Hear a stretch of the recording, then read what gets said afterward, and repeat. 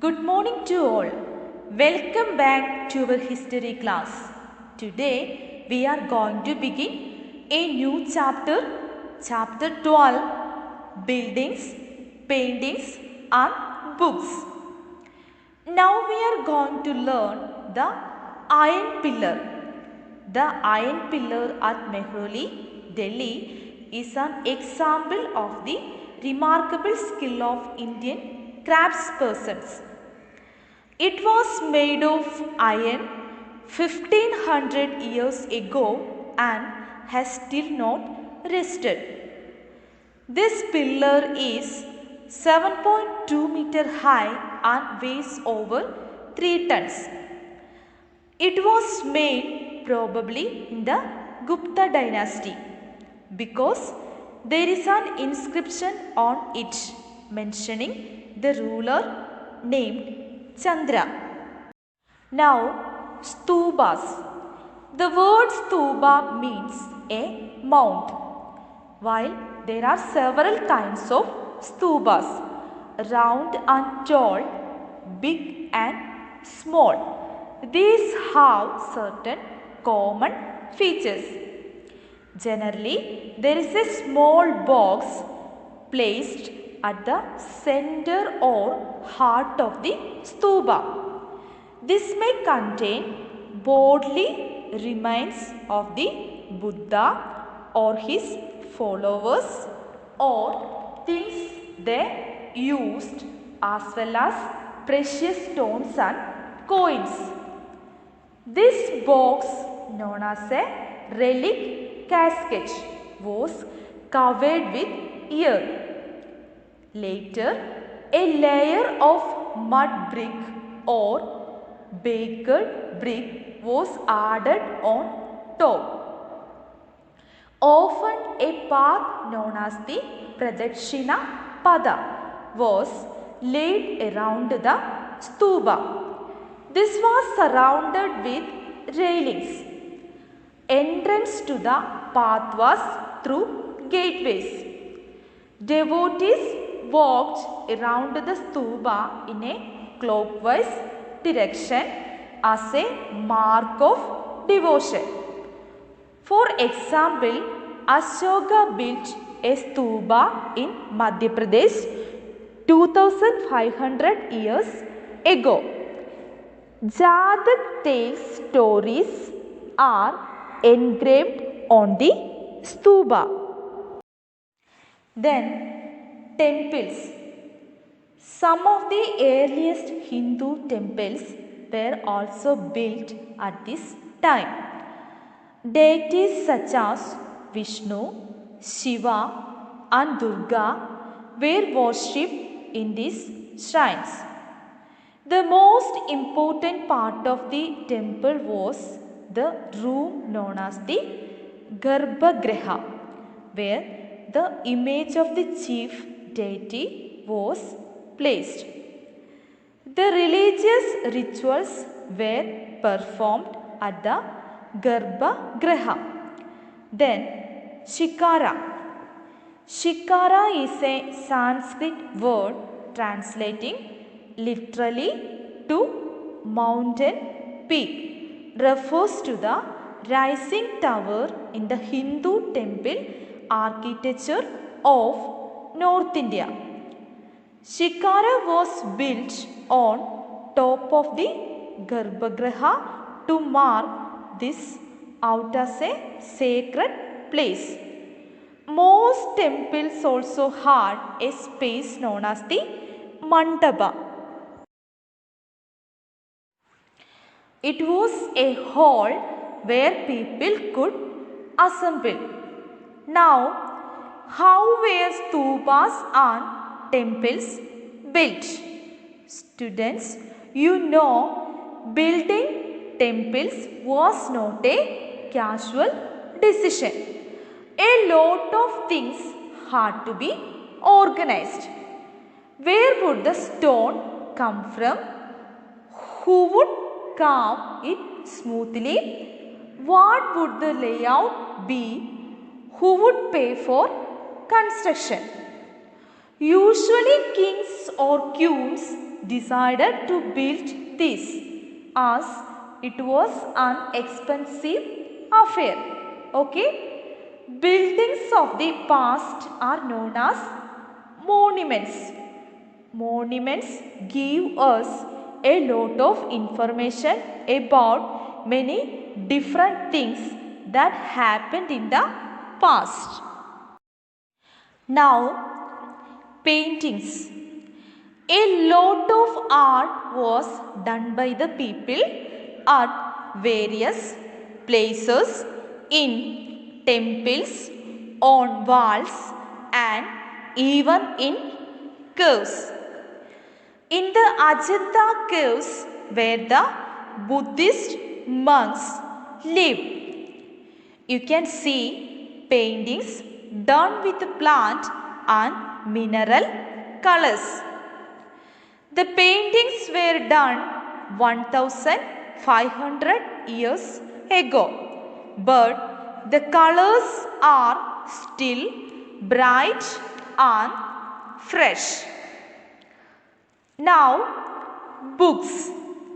Loads of epics were written during that time period as well. What is an epic? An epic is a very long story. It has many characters and a complicated plot. Stories like Ramayana and Mahabharata were epics. Other epics were written too. What are these other epics? Silappatikaram was a Tamil epic composed by a poet named Ilango around 1800 years ago. It is a story of a merchant and his wife and their revenge against the Pandya king of that time. Manimekalai was another Tamil epic composed by Satanath around 1400 years ago. It is a story of the daughter of the merchant of the epic Silappatikaram. Okay? Both these epics were lost for many years. About 100 years ago, the manuscripts were found and the epics were rediscovered. You must have heard about Mahabharata. It is a story of war between two families for the kingdom of the Kurus. That story is about 1500 years old. The Gita is another book which is part of the Mahabharata. You must have heard about Ramayana. It is a story of a prince who was sent into exile and then his wife was kidnapped by another king. That story is even older than the Mahabharata. Then Puranas. Many Hindu religious stories were passed on orally from generation to generation for thousands of years. Loads of these stories were written down at this time. The Puranas were written this way. Puranas have stories about gods and goddesses like Vishnu, Durga, etc. The Puranas were written in simple language so that everybody could understand them. Even women and Shudras who were not allowed to hear the Vedas were allowed to hear the Puranas. Then other stories. Ordinary people would write and recite stories and songs too. Some stories were painted on temple walls, caves and on stupas too. Many stories from the Jatak tales are seen this way. Okay? Then science. Aryabhatta was a mathematician and an astronomer. He wrote a book about how the earth rotates on its axis and explained eclipses. Most of the world at that time thought that the earth was flat and the sun went around it. He stated that day and night were caused by the rotation of the earth on its axis, even though it seems as if the sun is rising and setting every day. Aryabhatta wrote a book called Aryabhatya.